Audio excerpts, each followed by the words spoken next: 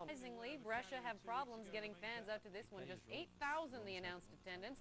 Brescia with the first good chance, though, in this one. 22nd ball flicked on by Caracciolo, and Giuseppe Scully does well to get a shot away. And just going wide, the 23-year-old in the midst of a number of black jerseys, but it's just a tad off target. Back at the other end, Christian Zanoni, the cross into the middle. Francesco Flacchi does well to get a volley away, but that will bounce wide. Good control by Flacchi, but just not accurate enough. Shortly after, he gets another chance, playing it off the hop just outside the area, and Castellazzi getting a piece of that one. Second half, Sampdoria free kick. Cristiano Doni gets it over the wall, and a great curling strike that is well saved by Luca Castellazzi. Doni miffed. That did not go in this game. Still scoreless. 76 Sampdoria set piece, and it provides the breakthrough. Clearing attempt to Max Tonetto, who sends his left-footed shot in with 15 minutes left on the clock. Di Biagio with the clearance. Right to Tonetto, and Castellazzi had no chance on that one. Sampdoria holds their lead to the final whistle. A blackout affecting this game with 40 seconds left to go. The entire Brescia area left in the lead. Both teams coming off Champions League success this past Wednesday. Milan beating Man U, Inter drawing Porto in the opening leg ties, and certainly both wanting victory here. Milan opening bit of pressure. Kaká sends Rui Costa in on goal. Costa gets a shot away with Crespo playing screen, but Francesco Toldo makes a nice save to keep it 0 in the fifth. Costa fighting off Zanetti for the shot, and it was a nice save by Toldo. Costa yet to score this season, but certainly comes close on that chance. Inter with the best chance. 3 minutes later, Calazzi pokes the ball from Martins right to Vieri, but he pokes it too far ahead, and Dito falls on it with Vieri racing in. Things starting to pick up in the eighth. Most of this game spent battling in the midfield in the opening half hour. Juan Sebastian Varane trying from distance in the 30th, but it is over Dita and out for a goal kick. Free kick for Inter a couple minutes later. Sanica Mihailovic with the go at goal, but Dita has that one tracked the whole way, corrals it, and holds. Mihailovic with another long shot in the 40th. This time from about the same spot on the opposite side, but again, Dita able to keep an eye on it, knocks it down, and holds onto it. Just before the break, Varane crosses long to Dejan Stankovic, and he tries the spectacular volley, but misses, and then gets trounced on by Cafu, and gets up and takes exception. Stankovic used as a treadmill here, as he gets it a few times, but no worse for wear. They made up zeros at the half. Things continuing to heat up early in the second half. A couple of former EPLers meet up. Juan Sebastian Varane kicks high on Hernan Crespo and grazes the knee. Crespo goes down. Varane sees yellow for the infraction. Varane had an exciting opening to the second half. He also involved in some shenanigans with Serginho. Varane feeling he was mistreated, going after Serginho, and the veteran giving him his thoughts. Loco. Varane subbed off in the 73rd. A minute later, Milan strike, corner kick, headed out by Inter, but the ball falls to Gattuso. His shot deflected by Kaká on its way through, and it beats Toldo to give Milan the lead. Toldo wanted the offside call in the play, but the replay shows that he was clearly onside. The line of truth showing that. Great view from the top angle as Gattuso shot right through and tipped by Kaká. His fifth goal of the season gives Milan what they wanted, but Inter known to come back, so a test for them in the remaining 16 minutes. Inter attacking in the 76th, Giuseppe Favelli with the ball inside, dummied by Karagunas. Vieri has a shot, but not much on it as Dito falls onto it easily. Nerazzurri back again a couple minutes later. Vieri gets it outside to Emre. He has a lane, but tries to find a man out front, but Milan clear it from danger with Martins on the doorstep. Close call there. One last chance for Inter from the free kick, but the attempt to the area is cleared out, and the final whistle goes shortly after, and so does Inter's unbeaten record as they are down 1-0 by their Milan rivals, and that ends their Scudetto hopes as it is now a two-horse race to the wire in Italy. A place in European competition, the goal for every club in any of the eligible major leagues, but for some that goal more like a dream, especially promoted sides. But don't tell that to Palermo. The Sicilian team is in its first season in the top flight in 3 decades, yet they suited up against AS Roma Sunday in 6th in the Serie A. One place better than their famous opponents, and bent on moving further up the table. A rain-soaked Stadio Barbera, the site of this one. The puddles ever present. Test the keepers when you can. Man Mario Santana on Palazzoli easily making the stop. Then Palazzoli's teammates have a splashing good time at the other end.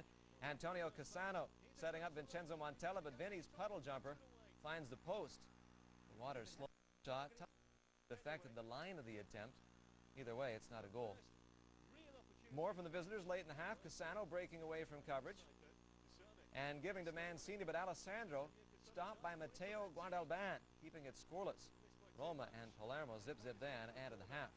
But the boys in pink go up by a goal early in the second period. Luca Toni. There's Luca spinning and Luca firing. Pelazzoli with a fine save, but Franco Brienza jumps on the rebound. 1-0 Palermo. Time to hit the water slides.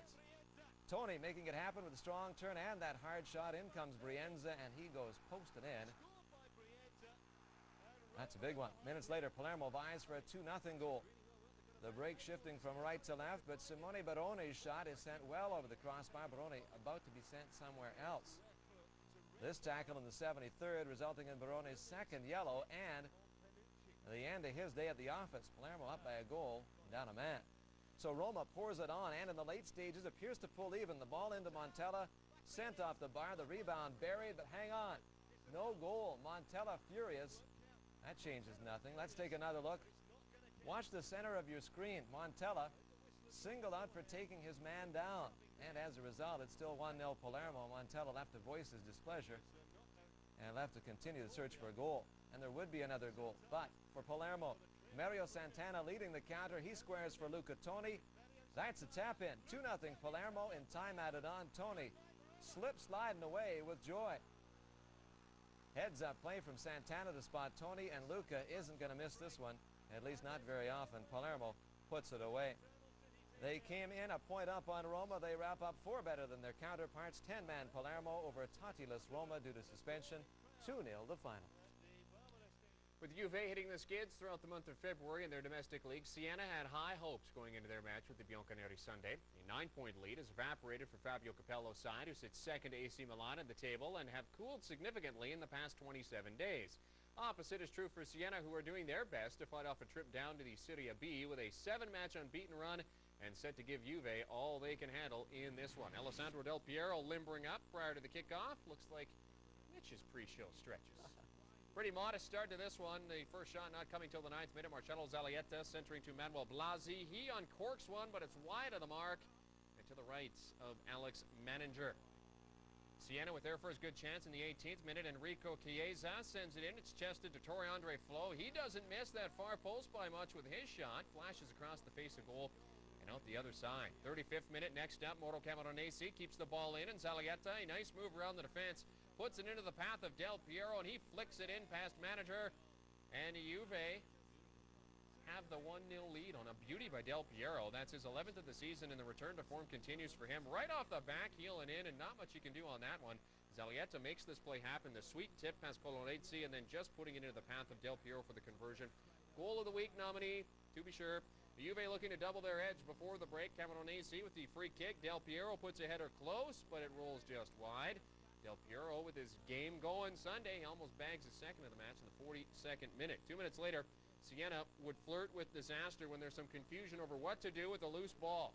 And Del Piero races in and gets a chance, almost puts it past Manager. A little Keystone Cops at the back for the Serie A strugglers, and lucky to be down only 1 at the half. Fabio Capello's men do get that second goal early in the back end from the corner kick. Emerson bounces in a header past Manager. 2-0 to Juve.